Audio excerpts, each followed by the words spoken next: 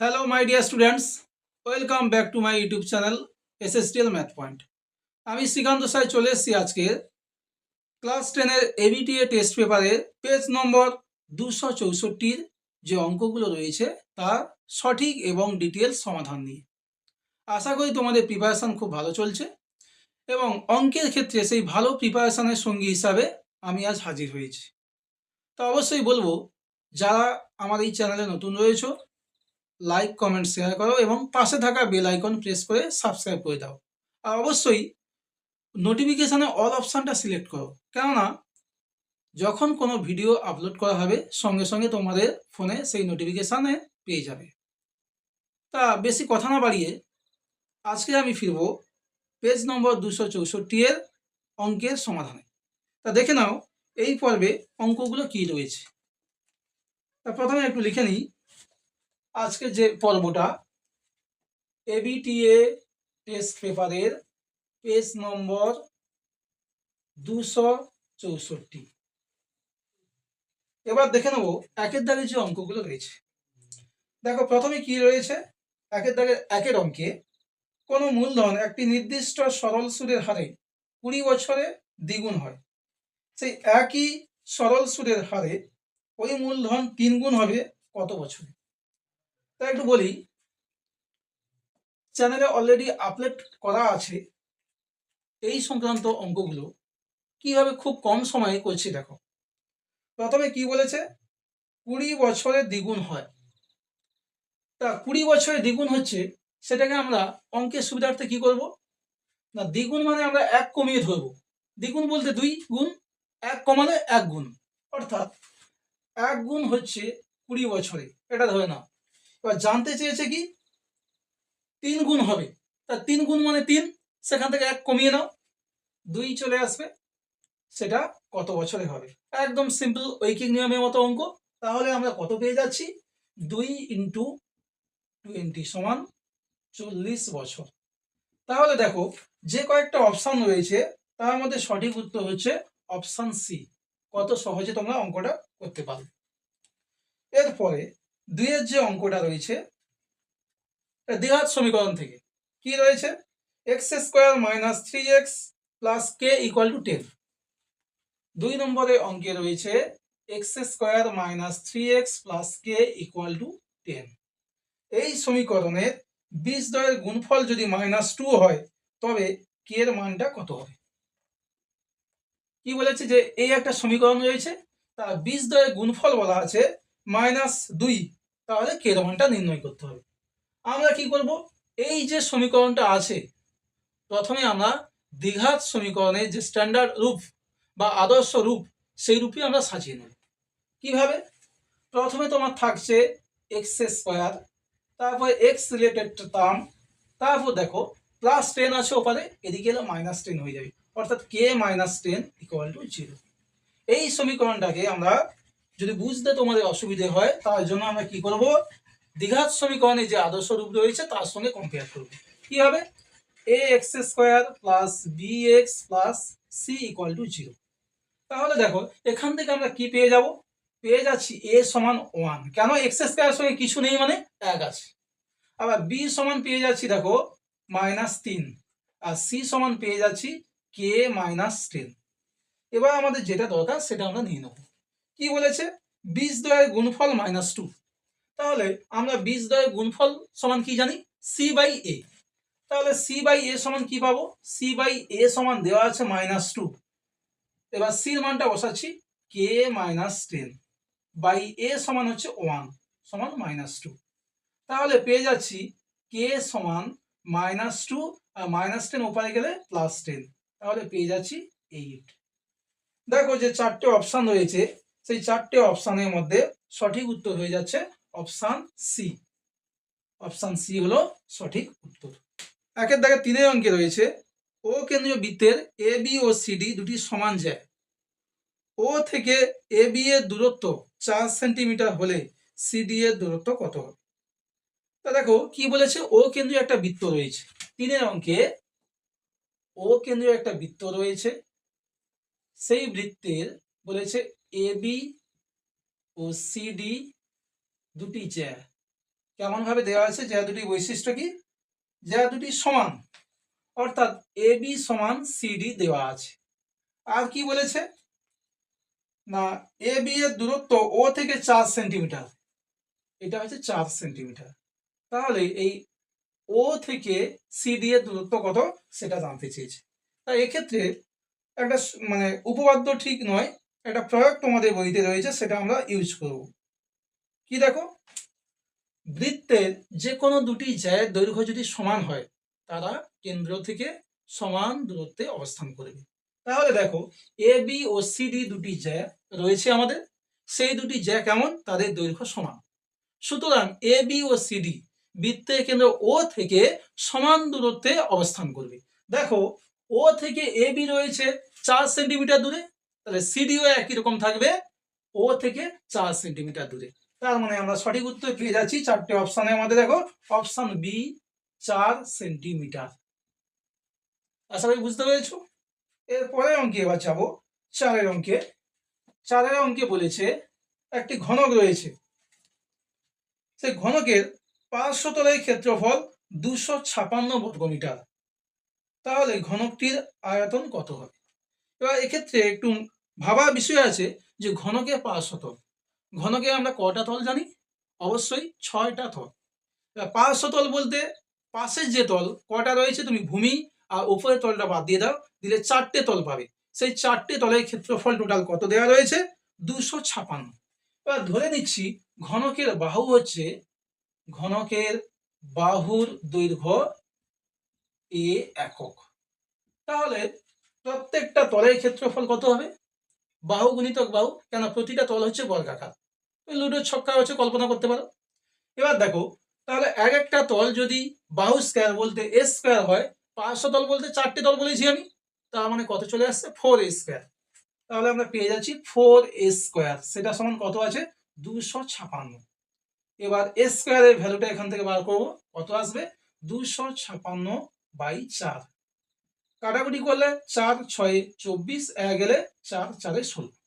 তাহলে এ সমান আমরা কত পেয়ে যাব, এ সমান √64 সমান 8। তাহলে আমরা কি পেয়ে গেলাম, পেয়ে গেলাম ঘনকের বাহুর দৈর্ঘ্য।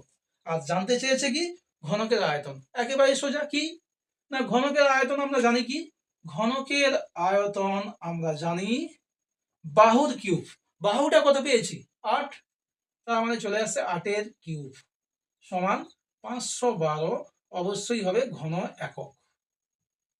আচ্ছা, এক্ষেত্রে ঘন একক নয়, এককটা কি রয়েছে, এককটা রয়েছে মিটার, তাহলে ঘন মিটার লিখবো আমরা।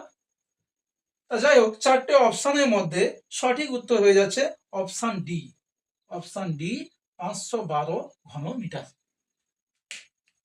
5 অঙ্কে রয়েছে tan alpha plus cot alpha equal to 2, tan to the power 25 alpha plus cot to the power 25 আলফার ভ্যালু কত? এই টাইপের অঙ্ক তোমাদের অনেক করানো হয়েছে, তা আরো একবার রিপিট করছি আমি। দেখো কি রয়েছে, 5 প্রশ্নে রয়েছে tan alpha plus cot alpha equal to 2। তাহলে এখান থেকে আমরা পেয়ে যাচ্ছি tan আলফা, cot আলফা বলতে 1/tan, আর এদিকে রয়েছে 2। যোগ করলে কি পাবো, লসাগুটা চলে আসছে tan আলফা, tan tan গুণ করলে পেয়ে যাব tan স্কয়ার আর প্লাস 1, পেয়ে যাচ্ছি tan স্কয়ার আলফা প্লাস 1 সমান 2 tan আলফা।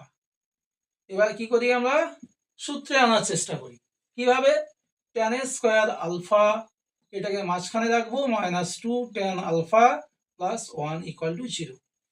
তা বোঝার সুবিধার্থে আমি আরেকবার সূত্রের আকারে লিখছি, tan আলফার whole square -2 into tan alpha into 1 plus 1 square equal to 0। তাহলে কেমন আসছে, a square minus 2ab plus b square. তাহলে আমরা পেয়ে যাচ্ছি a বলতে tan আলফা মাইনাস b বলতে 1 এর হোল স্কয়ার। এখান থেকে পাবো tan alpha minus 1 equal to 0 বা tan আলফা সমান 1। তাহলে cot আলফা কত পাবো, 1/tan, tan এর ভ্যালু বসালে 1/1 সমান 1। এবার যেটা জানতে চেয়েছে, দুটোর পাওয়ার রয়েছে 25। দেখো, tan to the power 25 alpha, cot to the power 25 alpha. মানগুলো বসিয়ে দেবো, tan আলফা মান হচ্ছে 1, 1 to the power 25, 1 to the power 25। এখানে কর দুটো ভ্যালু তো এক, এককে তুমি যতবার খুশি গুণ করে এক পাবে, তার মানে চলে আসছে 1 + 1 = 2। অপশন সি হয়ে গেল তোমাদের সঠিক উত্তর। এরপরে আমি যাব ছয়ের প্রশ্নে কি রয়েছে দেখো। ছয়ের প্রশ্নে রয়েছে, বলেছে 6 7 x 8 y 14, 6 7 x 8 y 14 এই কটা তথ্য রয়েছে। তাদের গড় বলেছে 10, কটা রয়েছে 6টা টার্ম। তাই এদের গড় কত হবে? গড় পেয়ে যাব আমরা, প্রতিটা সংখ্যাকে যোগ করব, যোগ করলে পেয়ে যাচ্ছি, সবগুলোকে যোগ করলাম বাই কটা সংখ্যা রয়েছে 6টা, 6 দিয়ে ভাগ করব। উপরে যোগফলটা সেরে নিই, কত আসছে 6 7 13 8 21, 21 আর 14 যোগ করলে 35, সংখ্যাগুলো পেয়ে যাচ্ছি 35 আর x + y / 6। এই গড়ের ভ্যালুটা কত রয়েছে? রয়েছে 10। অতএব কি পেয়ে যাচ্ছি 35 + x + y / 6 = 10, বা 35 + x + y = 6 × 10 = 60। তাহলে x + y = 60 থেকে 35 ওপারে গেলে বাদ যাবে, পেয়ে যাব কত 25। তাহলে দেখো এখানে সঠিক উত্তর হয়ে যাচ্ছে অপশন বি, x + y = 25। এবার দুইয়ের দাগে যে শূন্যস্থান পূরণের অঙ্কগুলো রয়েছে তার সলিউশন দেখে নেব। আসছে এবার দুইয়ের দাগের অঙ্কগুলোতে। একের অঙ্কে কি রয়েছে? বলেছে এ ও বি এর মূলধনের অনুপাত 3:5। মোট এ হচ্ছে মোট লাভে 60 টাকা পেলে বি কত পাবে? তা প্রথমে দেখো a:b, অর্থাৎ এ ও বি এর মূলধনের অনুপাত রয়েছে 3:5। এটা সমান কি লিখতে পারি? 3/5। এবার বলেছে এ পেয়েছে 60 টাকা, তাহলে বি কত পাবে? আমি এখানে লিখছি 60, তাহলে বি কত পাবে? কেন এইভাবে কেন লিখলাম? দেখো মূলধনের অনুপাতে লভ্যাংশ বন্টন হবে, যেহেতু এক্সট্রা কোনো কন্ডিশন নেই। দেখো 3-এর সঙ্গে কত গুণ করলে আমরা 60 পাবো? অবশ্যই 3-এর সঙ্গে যদি আমরা 20 গুণ করি তাহলে 60 পেয়ে যাব। তাহলে নিচেরটা একই অনুপাতে রাখতে গেলে 5-এর সঙ্গে আমরা কত গুণ করব? গুণ করব একই সংখ্যা 20। তাহলে এই কোশ্চেন মার্কের জায়গায় আমরা কত পেয়ে যাচ্ছি? 20 × 5 = 100। তাহলে দেখো এ যদি 60 টাকা পায়, বি এর লাভ কত হবে? বি এর লাভ হচ্ছে 100 টাকা। এটাই হচ্ছে সঠিক উত্তর। এবার দুইয়ের অঙ্কে কি রয়েছে দেখো, 1/2 - √3 এর অনুবন্ধী করণী কত? 1/2 - √3 এটাকে আমরা কি করব? প্রথমে একটু চেনাশোনা ভদ্র পরিবেশে আনবো। কিভাবে? না দেখো এই যে 1/, রয়েছে, আমরা যখন করণী নিরসন করি কি করি? না নিচে রয়েছে 2 - √3, একে আমরা গুণ করব কত দিয়ে? একে গুণ করব 2 + √3 দিয়ে। যেহেতু নিচে আমরা গুণ করেছি, উপরেও গুণ করব একই সংখ্যা 2 + √3 দিয়ে। তাহলে পেয়ে যাচ্ছি দেখো 2 + √3, নিচে আসছে কেমন? a - b a + b, অর্থাৎ a² - b²। তাহলে 2² - √3 এর হোল স্কয়ার। তাহলে কত পাচ্ছি দেখো, নিচে আসছে 2² মানে 4, আর √3² বলতে 3। 4 থেকে 3 গেলে পাবো আমরা 1। তার মানে নিচে আমরা কোনো কিছুই পেলাম না, 1 থাকা না থাকাই সমান। তাহলে উপরে একমাত্র পড়ে যাচ্ছে 2 + √3। এবার বলো এর অনুবন্ধী করণী কত হবে? তোমাদের আগের ভিডিওগুলোতে বলা আছে যে আমরা যখন অনুবন্ধী করণী নির্ণয় করব, আমাদের টার্গেট থাকবে প্রথমে যে রুট যে সংখ্যাটাই রয়েছে তার সিম্বলটা দেখব। কোন সংখ্যার সিম্বলটা সবসময় বাম দিকে থাকে, তাহলে দেখো √3 সিম্বলটা কি রয়েছে? প্লাস, এটাকেই চেঞ্জ করে দেবো, দিলে আমাদের অনুবন্ধী করণী চলে আসবে। তার মানে এক্ষেত্রে সঠিক উত্তর হয়ে যাচ্ছে 2 + √3 ছিল, হয়ে যাবে -√3। এটাই হচ্ছে সঠিক উত্তর।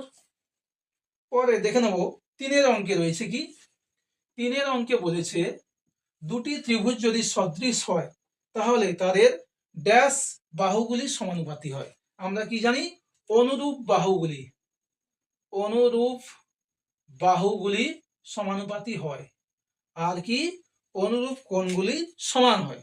বাহুগুলো হচ্ছে সমানুপাতি আর কোণগুলি সমান। 4 প্রশ্নে কি বলেছে, একটি নিরেট গোলকের তল সংখ্যা। তা দেখো 4 প্রশ্নে বলেছে একটি নিরেট গোলকের তল সংখ্যা। তা গোলকের তো একটাই তল, গোলীয় তল, তাহলে এক্ষেত্রে তল সংখ্যা কত হবে বাবু, হয়ে যাচ্ছে 1টি।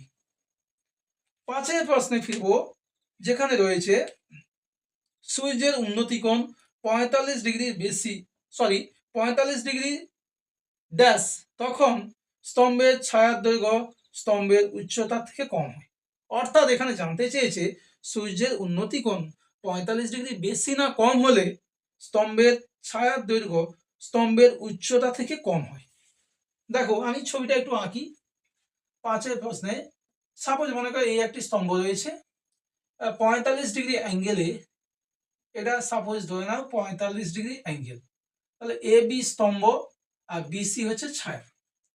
এবার কি করতে বলেছে না, ছায়ার দৈর্ঘ্য স্তম্ভের উচ্চতা থেকে কম হবে। তাহলে উচ্চ স্তম্ভ যেটা রয়েছে তার উচ্চতা থেকে কম হবে বলতে ছায়াটা ছিল দেখো এ বি আর বিসি তো সমান হবে 45 ডিগ্রি অ্যাঙ্গেল বলতে, 45 ডিগ্রি হওয়া মানে স্তম্ভ যা হবে ছায়া তা হবে। এবার একটু যদি আমি ছায়াটাকে ছোট করে দিই, এইখানে সাপোজ মনে করো ডি পয়েন্ট, তাহলে এই কোণটা দেখো অবশ্যই 45 ডিগ্রির থেকে বড় হবে। সুতরাং এক্ষেত্রে শূন্যস্থান পূরণে আমরা কি লিখবো, 45 ডিগ্রি এর বেশি, অর্থাৎ বড় হতে হবে। যদি 45 ডিগ্রির চেয়ে বড় হয় তাহলে ছায়ার দৈর্ঘ্য ছোট হবে। 6 প্রশ্নে রয়েছে গড় মধ্যমা সংখ্যাগুরু মান ড্যাশ প্রবণতা সূচক। এটা আগেও করানো হয়েছে, ফের আমি রিপিট করছি। 6 প্রশ্নে কি রয়েছে, যে গড় মধ্যমা ও কি রয়েছে সংখ্যাগুরু মান কিসের প্রবণতা সূচক, কেন্দ্রীয় প্রবণতা সূচক, কেন্দ্রীয় প্রবণতার সূচক, এটাই হয়ে যাচ্ছে সঠিক উত্তর। এবার আমরা 3 দাগের অঙ্ক।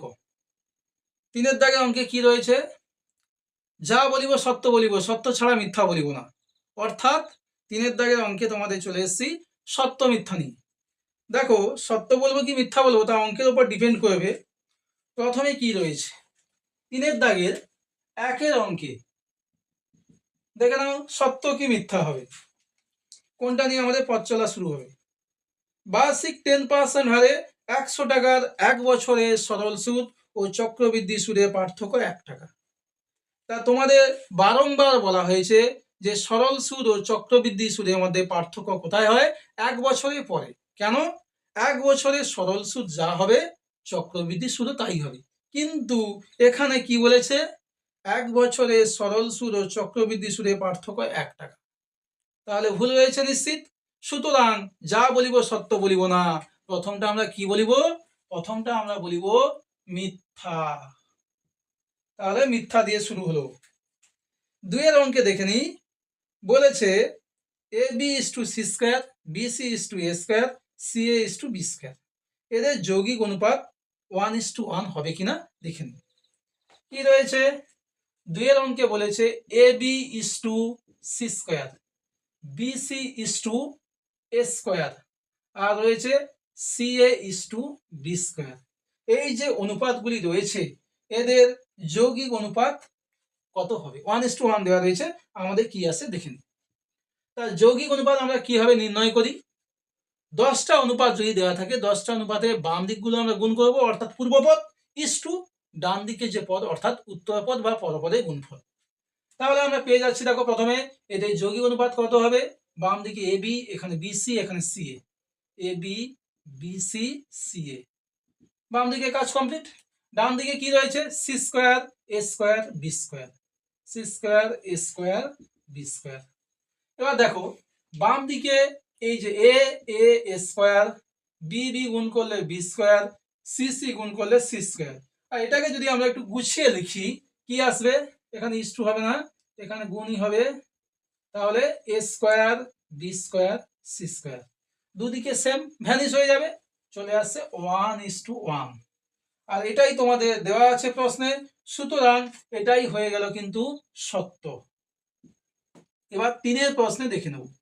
3 প্রশ্নে কি রয়েছে, 3 প্রশ্নে বলেছে একটি বৃত্তের অন্তঃস্থ একটি বিন্দু পি বৃত্তের অঙ্কিত স্পর্শক পি বিন্দুগামী হবে। তা দেখো বৃত্তের অন্তঃস্থ বলতে কি ভেতরে একটি বিন্দু, ভেতরে একটি বিন্দু মনে করো পি। তাহলে বলেছে কোন একটা স্পর্শক সেটা পি বিন্দুগামী হবে। আদৌ কি হবে স্পর্শ বিন্দুগামী? দেখো স্পর্শক তো এইভাবে হয়, বৃত্তকে টাচ করবে, কখনো কি বৃত্তকে ছেদ করবে? পি বিন্দু দিয়ে গেলে কিন্তু অবশ্যই বৃত্তকে ছেদ করতে হবে, সেটা কখনোই বৃত্তের স্পর্শক হওয়া সম্ভব নয়। কিন্তু এখানে কি বলেছে অঙ্কিত স্পর্শক পি বিন্দুগামী হবে, তার মানে এটা হচ্ছে একেবারে মিথ্যা কথা, মানে চলে আসছে মিথ্যা। পরে চারেরটা দেখে নেব। চারের প্রশ্নে কি রয়েছে, একটি লম্ববৃত্তাকার শঙ্কুর উচ্চতা, ব্যাসার্ধ এবং তির্যক উচ্চতা সর্বদা একটি সমকোণী ত্রিভুজের বাহুত্রয়। কোশ্চেন রিপিট করেছে, পরীক্ষা হলে গিয়ে দেখবে সমস্ত প্রশ্ন তোমার চেনা। কেন? যতগুলো স্কুল করা হয়েছে এবং পরে আরো স্কুল দেওয়া হবে, দেখবে কোশ্চেন কোনো বাইরে আসবে না। এবার শঙ্কু আমি এঁকে ফেলি, শঙ্কু এঁকেছি, বলের টোপর। এবার দেখো তোমার এটা কি চলে আসছে উচ্চতা, এটা ব্যাসার্ধ, আর এটা তির্যক উচ্চতা। এটা দেখতে কেমন লাগছে? এই অংশটা সমকোণী ত্রিভুজ, তার তিনটে বাহু অর্থাৎ বাহুত্রয় কি? অতিভুজ হচ্ছে তির্যক উচ্চতা, যাকে আমরা এল দিয়ে লিখি, ব্যাসার্ধ হচ্ছে আর, আর উচ্চতা হচ্ছে এইচ। এটা কি ফর্ম করে? এই তিনটে ফর্ম করছে একটি সমকোণী ত্রিভুজ। সুতরাং এক্ষেত্রে তাই রয়েছে, অতএব আমরা স্টেটমেন্টটা পেয়ে যাচ্ছি সত্য। এবার পাঁচের প্রশ্নে ফিরব। পাঁচের প্রশ্নে কি রয়েছে? পাঁচের প্রশ্নে বলেছে cos 0 থেকে শুরু করে cos 90 এর গুণফল মান কত? এক দেওয়া রয়েছে। cos 0 থেকে শুরু করেছে cos 1, এইভাবে ডট ডট করে cos 90। তা দেখো এদের ভ্যালুর কথা ছেড়ে দাও, সবগুলো তো গুণ রয়েছে। cos 90 এর ভ্যালু তুমি কি জানো? cos 90 এর ভ্যালু 0। যাই থাক, আমরা 0 পেয়েছি মানে গুণফলটা কি হবে? অবশ্যই 0 হবে। কিন্তু দেওয়া আছে কত? দেওয়া আছে 1, সুতরাং এই স্টেটমেন্টটা হয়ে যাচ্ছে মিথ্যা। ছয়ের প্রশ্নে দেখো কি রয়েছে। ছয়ের প্রশ্নে বলেছে 3, 14, 18, 20, 5 এর মধ্যমা 18। আগে সংখ্যাগুলো লিখবো, 3, 14, 18, আর কি রয়েছে 20, 5। মধ্যমা নির্ণয় করতে গেলে কি করতে হয়? আগে মানে ঊর্ধ্বক্রমে সাজিয়ে দেবো। প্রথমে আসছে আমাদের 3, 5, 14, 18, 20। কয়টা সংখ্যা? একটা, দুটো, তিনটে, চারটে, পাঁচটা। পাঁচটা বলতে অযুগ্ম, তাহলে কিভাবে পাবো? 5 + 1/2 তম পদ। সুতরাং 5 + 1 বলতে 6, 6/2 সমান তৃতীয় পদ। কোনটা আসছে দেখো? 1, 2, 3 মানে 14। কিন্তু এখানে কি রয়েছে? এখানে রয়েছে 18। সুতরাং এই স্টেটমেন্টটাও আমরা পেয়ে যাচ্ছি মিথ্যা। এরপরে চারের দাগের যে প্রশ্নগুলো রয়েছে 2 নম্বরে, তোমাদের ক্ষেত্রে খুবই ভাইটাল, কেন এগুলো ব্যাখ্যা সমেত লিখতে হয় ডিটেলসে। তা এই অঙ্কগুলোতে আমি ফিরবো। চারের দাগের একের অঙ্কে কি রয়েছে দেখে নাও। চারের দাগের একের অঙ্কে বলেছে একটা মূলধন 400 টাকা, তা 2 বছরের সমূল চক্রবৃদ্ধি 441 টাকা হলে বার্ষিক শতকরা চক্রবৃদ্ধি সুদের হারটা কত? তা ধরে নিচ্ছি, ধরি বার্ষিক চক্রবৃদ্ধি সুদের হার 8%। তাহলে আমরা কি পাবো? দেখো 400 টাকার 2 বছরে সমূল চক্রবৃদ্ধি বলেছে 441 টাকা। কি পাবো? আমরা পাবো 400 × 1+, যেহেতু বাড়ছে, r/100 হোল টু দা পাওয়ার 2 বছর বলেছে 2 সমান 441। তাহলে 400টা ওপারে গেলে ভাগ হবে 1 + r/100 হোল স্কয়ার সমান 441/400, বা 1 + r/100 এর হোল স্কয়ার। এটাকে আমরা স্কয়ার ফরম্যাটে লিখবো। কি আসবে? দেখো 21/20 এর হোল স্কয়ার। 21 কে যদি 2 বার গুণ করি তাহলে 441 পাবো, আর 20 কে আমরা 2 টাইমস গুণ করলে 400 পেয়ে যাচ্ছি। দুদিক থেকে স্কয়ার তুলে দিলে 1 + r/100 সমান 21/20। তাহলে r/100 সমান 21/20 মাইনাস 1। r/100 সমান 20 একে 20, 21 থেকে 20 গেলে 1/20। তাহলে r সমান 1/20 ইন্টু 100, 20 5 100। তাহলে যে চক্রবৃদ্ধি সুদের হারটা জানতে চেয়েছিল সেটা ভ্যালু কত চলে এলো? 5। এরপর 2 অঙ্কে যাব। 2 অঙ্কে কি বলেছে? কোন একটা মূলধন দেওয়া আছে, সেই মূলধনে কি বলেছে? আসল ও তার 5 বছরের সবৃদ্ধি মূল্যের অনুপাত 5:6। তাহলে সুদের হারটা কত? কি বলেছে? আসল আর 5 বছরের সুদ আসল তার অনুপাত 5:6। আমরা ধরে নিচ্ছি, ধরি আসল হচ্ছে 5x টাকা। এবার দেখো 5 বছরের সুদ কত পাবো? তাহলে সুদ পেতে গেলে সুদাসল থেকে আমরা আসল বাদ দেবো। সুদাসল কত? 6x হবে, কেন 5:6 ছিল, তাহলে একটা 5x ছিল, অপরটা 6x। এখান থেকে আমরা সুদ যেহেতু জানতে চাইছি তাহলে আসলটা বাদ দেবো, -5x সমান কত? x টাকা। অতএব সুদ সমান আমরা কি জানি? যে PTR/100। P হচ্ছে 5x, T সমান হচ্ছে 5 বছর, আরটা আমরা ধরে নিচ্ছি। তার মানে কি? সরল সুদের হার বাই 100। এখানে একটু লিখে দেবে, আর হলো বার্ষিক সরল সুদের হার। তাহলে দেখো আর সমান কি পেয়ে যাচ্ছি? দুবার থেকে যে এক্স হয়েছে এক্স ক্যান্সেল হবে, আর ইকুয়াল টু 100টা উপরে চলে যাবে, 5 আর 5 অর্থাৎ 25 নিচে থাকবে, 25 4 100। তাহলে পেয়ে যাচ্ছি সুদের হারটা কত? 4%। এবার 4-এর দাগে 3-এর অঙ্কটা দেখে নেব। 3-এর অঙ্কে কি রয়েছে? একটা দ্বিঘাত সমীকরণ রয়েছে, x² plus 8x plus 15 equal to 0। এই সমীকরণে বীজদ্বয় বলেছে আলফা বিটা। তাহলে আলফা মাইনাস বিটা কত? কি রয়েছে 4-এর দাগে 3-এর? একটা দ্বিঘাত সমীকরণ, x² plus 8x plus 15 equal to 0। এর কি বলেছে? বীজগুলো বলছে আলফা এবং বিটা। তাহলে দেখো কি লিখবো? যেহেতু সমীকরণের বীজদ্বয় আলফা ও বিটা, তাহলে from the relation between roots and coefficient, সেখান থেকে আমরা কি পাবো? আলফা প্লাস বিটা অর্থাৎ বীজদ্বয়ের সমষ্টি সমান -b/a। বি বলতে এখানে কত? বি বলতে 8, -8/a সমান x² সহগ কিছু নেই 1, তার মানে পেয়ে যাচ্ছি -8। বীজদ্বয়ের গুণফল অর্থাৎ আলফা ইন্টু বিটা, সেটা সমান কি? c/a। সি সমান রয়েছে 15/a বলতে 1, অর্থাৎ 15 পেয়ে গেলাম। এবার কি জানতে চেয়েছে? Alpha minus beta. এক্ষেত্রে ছোটবেলার যে অঙ্ক করতে ক্লাস 7-8-এ, সেই মান নির্ণয় অঙ্কের মতো করব। আলফা মাইনাস বিটার হোল স্কয়ার দিয়ে শুরু করব। এটা সমান কি? অল্টারনেট সূত্র, a প্লাস বি অর্থাৎ alpha plus beta whole square -4 alpha beta. Alpha plus beta সমান কি রয়েছে? -8, -8 এর হোল স্কয়ার -4 আলফা বিটা সমান 15, 8 স্কয়ার সমান 64, আর মাইনাসকে দুবার গুণ করলে তো প্লাস হয়ে যায়, -15 4 60 সমান পেয়ে যাচ্ছি 4, সেটা সমান আবার 2 এর স্কয়ার, অর্থাৎ আলফা মাইনাস বিটা সমান পেয়ে যাচ্ছি আমরা কি? 2। এটাই হচ্ছে আমাদের উত্তর। এরপরে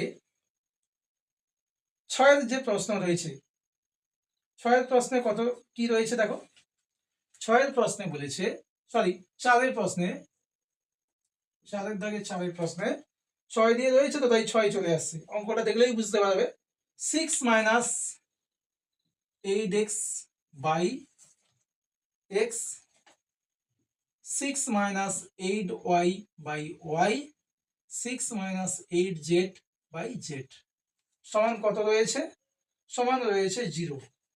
এখান থেকে 1/x plus 1/y plus 1/z এর মানটা বার করতে হবে। তা কিভাবে করব?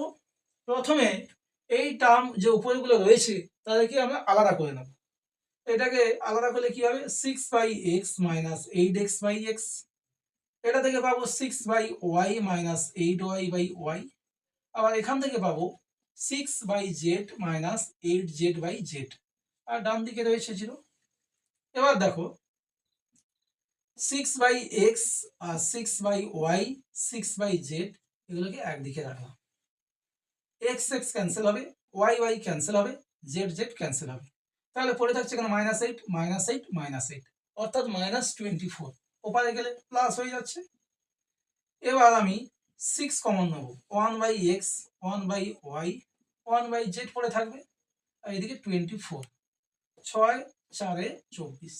অতএব পেয়ে যাচ্ছি 1/x 1/y 1/z সমান 4। এটাই হচ্ছে অ্যান্সার।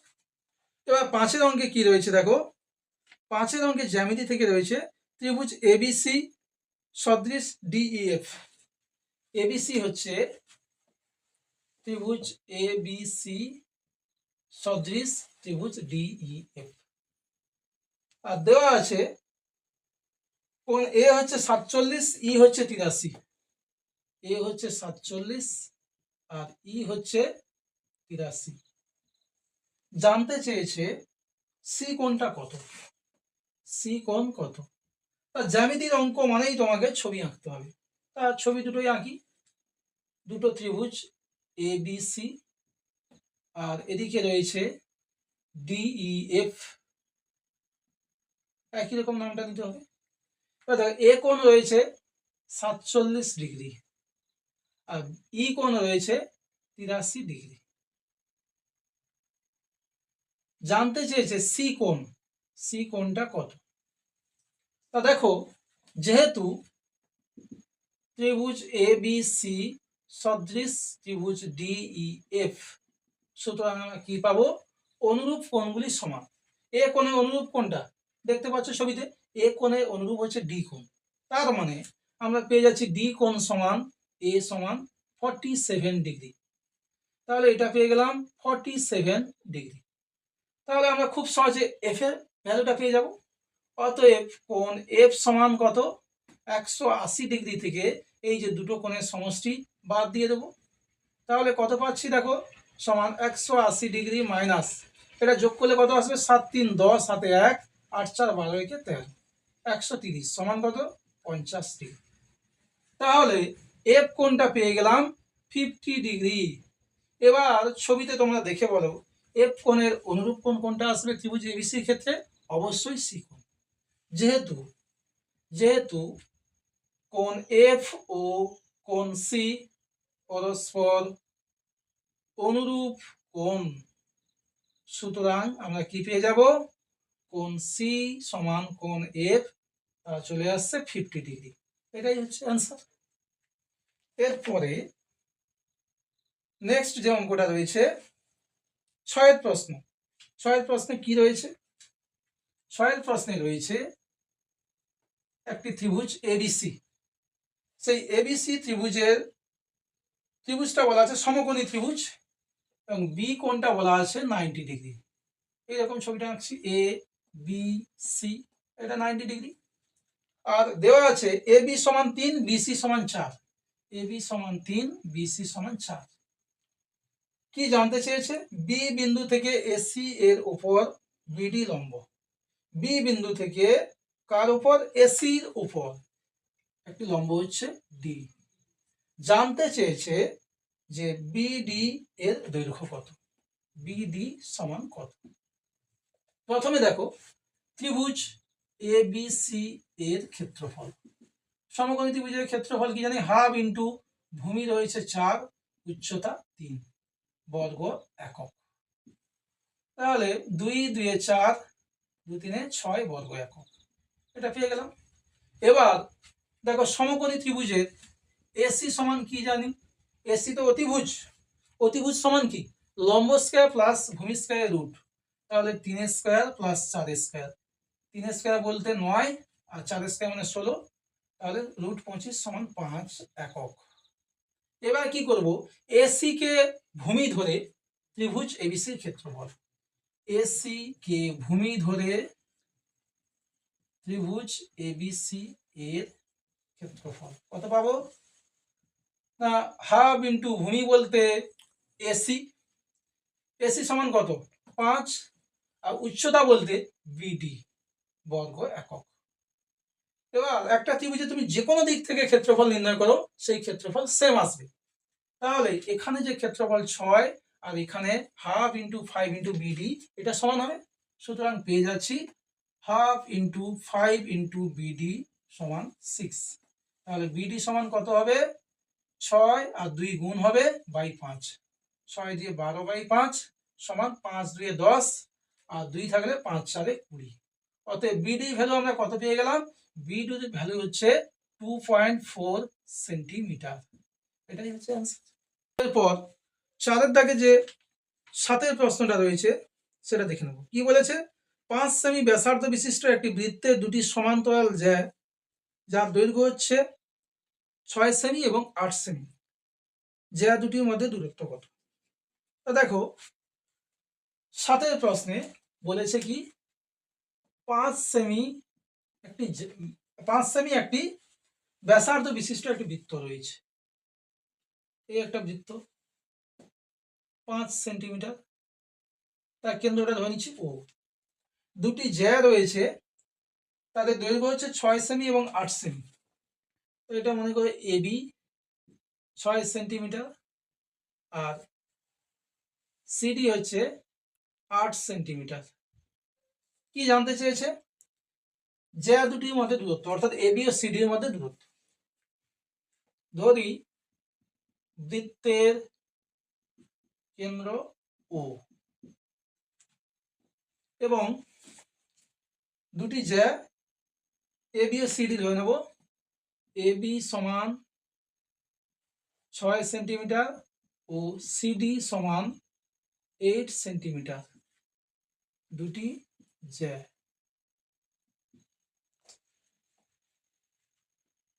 ও থেকে এবি বাহুর উপর জ্যা লিখি, জ্যা এর উপর একটা লম্ব অঙ্কন করলাম ডি, ও ডি লম্ব অঙ্কন করা হলো। আর কি করলাম? ও বি যুক্ত করা হলো, ও বি অঙ্কন করা হলো। তাহলে ত্রিভুজ ও ডিবি এটি একটি সমকোণী ত্রিভুজ। তাহলে কি পাবো? ত্রিভুজ ও ডিবি একটি সমকোণী ত্রিভুজ। এবং আর কি পেয়ে যাব? যেহেতু বৃত্তের কেন্দ্র থেকে জ্যার উপর লম্ব অঙ্কন করেছি, তাহলে এবি জ্যাকে ওডি লম্ব সমান দুভাগে ভাগ করবে, অর্থাৎ বিডি সমান আমরা পেয়ে যাব কত? 6/2 সমান 3 সেন্টিমিটার। তাহলে এই যে দৈর্ঘ্যটা হলো 3 সেন্টিমিটার। আচ্ছা, ওবি হচ্ছে কত? ওবি পেয়ে যাব 5, কেন? বৃত্তের ব্যাসার্ধ। অতএব কি পাবো?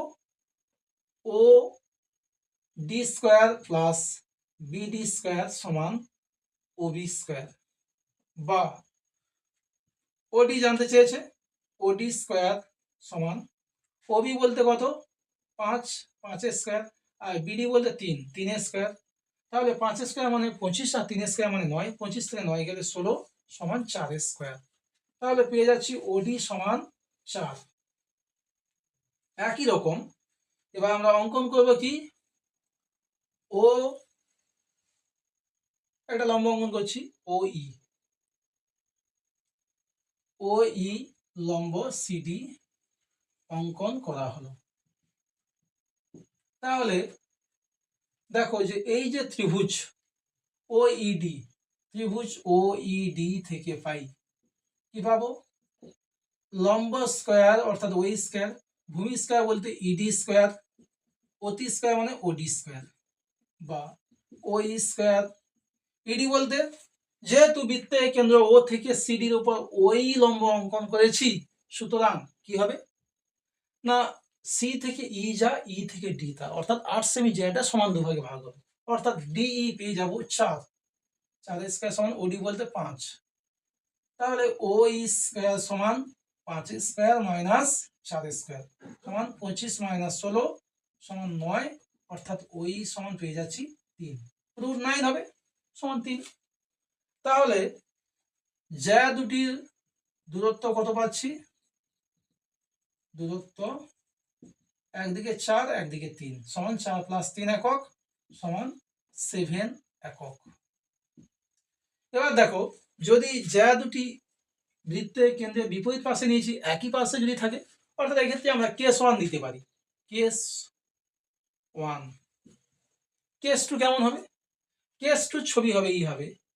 কেস 2 ছবিটা এরকম হবে, একটা বৃত্ত রয়েছে, সেই বৃত্তের একটা কেন্দ্র রয়েছে, এখানে রয়েছে মনে করো এ বি আর এখানে সিডি। তাহলে দেখো এ বি জায়গাটা কত দূরে পেয়েছি আমরা? এ বি যা পেয়েছি, এ বি জায়গাটির দূরত্ব কত না ও ডি সেটা রয়েছে 3 সেন্টিমিটার, সরি 4 সেন্টিমিটার। আর সিডি কত পেয়েছি? সিডি জায়গাটি রয়েছে ওই দূরত্বে 3 সেন্টিমিটার, মানে এটা হবে সিডি আর এটা হবে এবি। এই যে দূরত্ব টোটাল এটা হচ্ছে 4 আর এই দূরত্ব হচ্ছে 3, সরি এই যে জ্যাটা দূরত্ব রয়েছে 3 সেন্টিমিটার। দুটো কেস দেখো, ভালো করে একটু বোঝার চেষ্টা করো। যে বৃত্তের কেন্দ্রের বিপরীত পাশে রয়েছে, আর একটা কি বৃত্তের কেন্দ্রে একই দিকে থাকবে, তাহলে তখনও কি উত্তরটা একই হবে? তখন কি জ্যা দুটির মধ্যে দূরত্ব কত হবে? দেখো এ বি জ্যাটি কত দূরে রয়েছে? 4 সেন্টিমিটার, আর সিডি রয়েছে 3 সেন্টিমিটার দূরে, তাহলে নিজেদের মধ্যে দূরত্ব কত হবে? তখন কিন্তু লিখবো যদি জ্যা দুটি কেন্দ্রের একই পাশে অবস্থান করে সেক্ষেত্রে তাদের মধ্যে দূরত্ব কত পেয়ে যাব? 4 - 3 সেন্টিমিটার সমান 1 সেন্টিমিটার।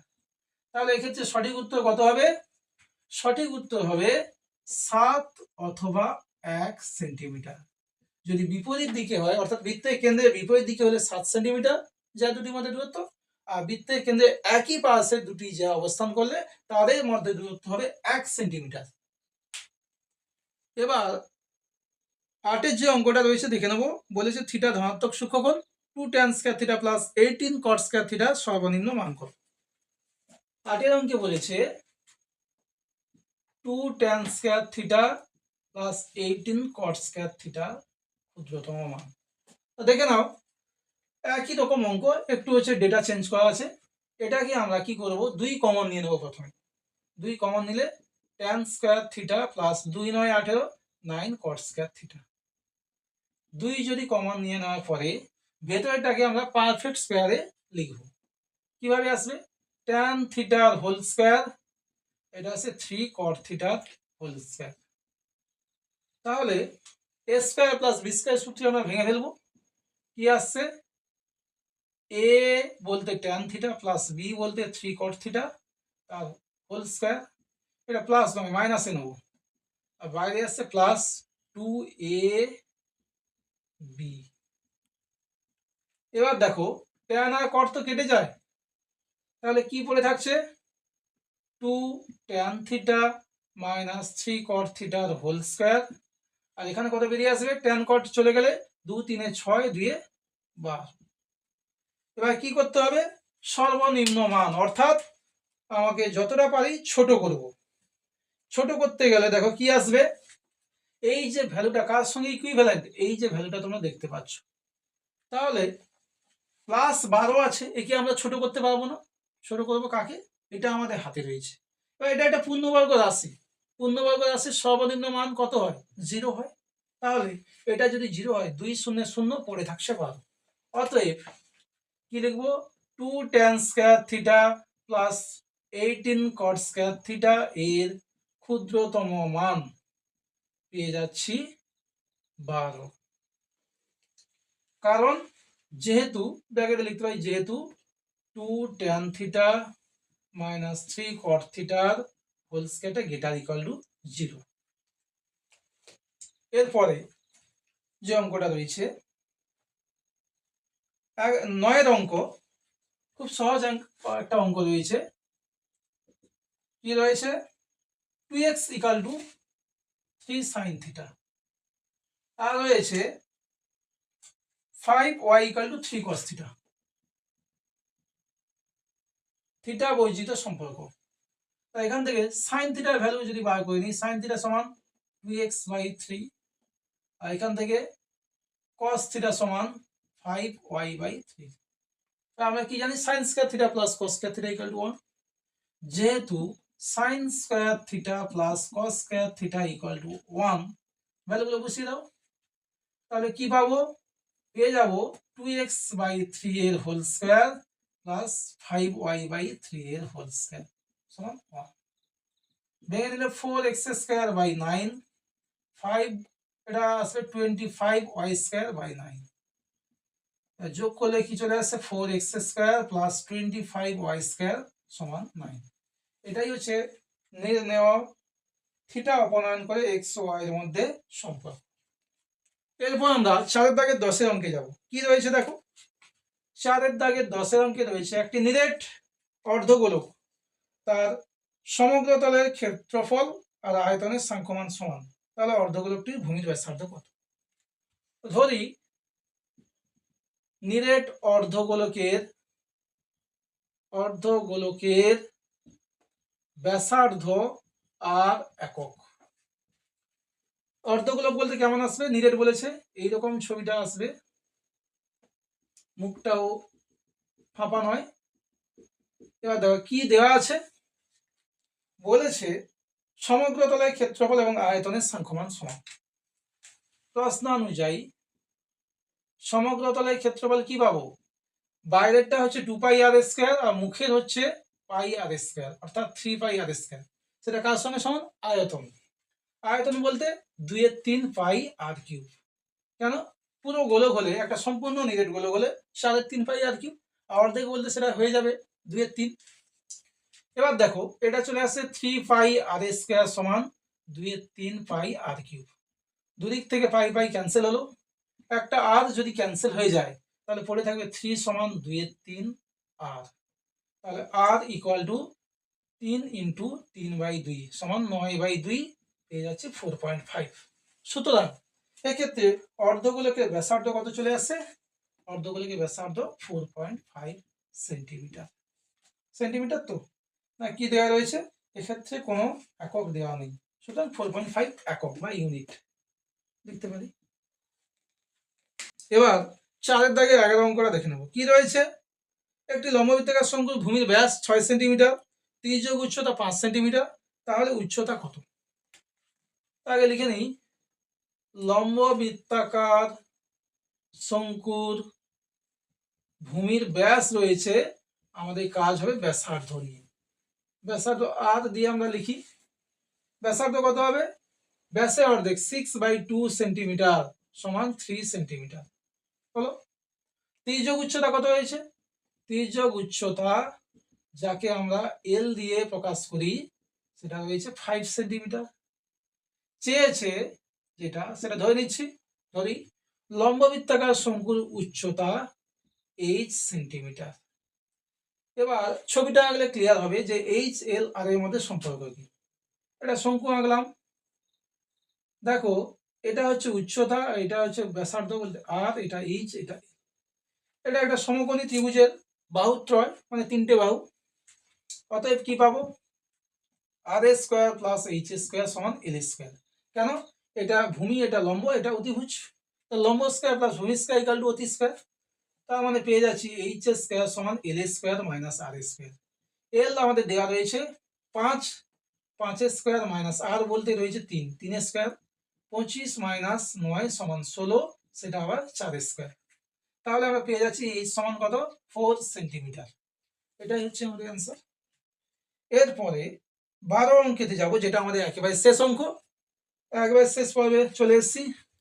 আজকে পর্বের শেষ অঙ্ক দেখো কি রয়েছে, একটি পরিসংখ্যা বিভাজনের গড় 8.1, সামেশন fi সমান রয়েছে 132 প্লাস 5k, আর সামেশন fi রয়েছে 20। যেহেতু গড় সমান 8 দেওয়া রয়েছে, বা গড় সমান আমরা 8 নয় 8.1। আর গড় নির্ণয়ের সূত্র আমরা কি জানি, summation FI XI by summation FI সমান গড় যেটা রয়েছে 8.1। মানগুলো বসিয়ে দিই। সামেশন এফআই এক্সআই ভ্যালু রয়েছে 132 প্লাস 5k, আর নিচে সামেশন এফআই 20 সমান 8.1। তাহলে 132 প্লাস 5k সমান 20 দিয়ে গুণ হবে, 20 আগে 20, 2 থাকছে, 20 আগে 160 আর 2 162, একটা আগে পয়েন্ট, অর্থাৎ 162 পয়েন্টের পর জিরো কোনো ভ্যালু নেই। তাহলে পেয়ে যাচ্ছি 5k সমান 162 মাইনাস 132 সমান কি 30। তাহলে k এর ভ্যালু কত হবে, 30/5 সমান 6। এটাই হচ্ছে নির্ণয় k এর মান। তো এইভাবে আজকের যে পর্বটা ছিল পেজ নম্বর 264, সেই পর্বের যাবতীয় যা অঙ্কগুলো ছিল তার ডিটেলস সমাধান তোমাদের দেওয়া হবে। আশা করি তোমরা অঙ্কগুলো খুব ভালো করে বুঝতে পারবে ক্লাসগুলো ঠিকঠাক করলে। প্রতিটা অঙ্কের নিখুঁত এবং সঠিক সমাধান দেওয়া হয়েছে, যা তোমাদের প্রিপারেশনের ক্ষেত্রে খুবই হেল্পফুল হবে আশা রাখছি।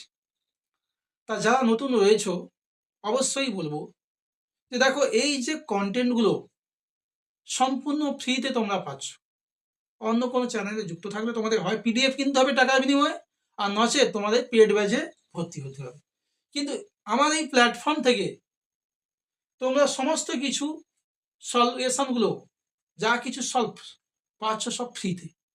সুতরাং তোমাদের একটা রিকোয়েস্ট করব, অন্তত ভিডিওটা হেল্পফুল হলেই একটা লাইক, একটা কমেন্ট, একটা শেয়ার, আর অতি অবশ্যই পাশে যে বেল আইকন রয়েছে তাতে প্রেস করে সাবস্ক্রাইব করে তাড়াতাড়ি যুক্ত হয়ে যাও। কেননা এবিটিএ টেস্ট পেপারে যাবতীয় যে কয়েকটা স্কুল তোমাদের রয়েছে, আমি আগে 1 নম্বর ও 2 নম্বর মিলে যে 36 নম্বরের প্রশ্ন রয়েছে সেগুলোর সমাধান কমপ্লিট করব, এরপরে আসবো লং কোশ্চেনে।